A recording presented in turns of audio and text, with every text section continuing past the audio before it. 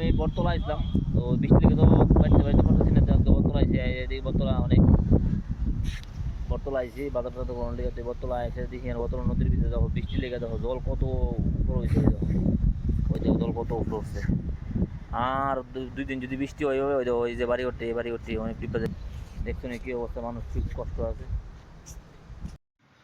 তো আয়া পড়ছি বন্ধুরা আগরতলা মার্কেট, এই দেখো এটি হচ্ছে তো বন্ধুরা 2 দিন ধরে যে বৃষ্টি হইতেছে, প্রচন্ড বৃষ্টি হইতেছে, যার কারণে এই দেখো লোক মানুষ কম,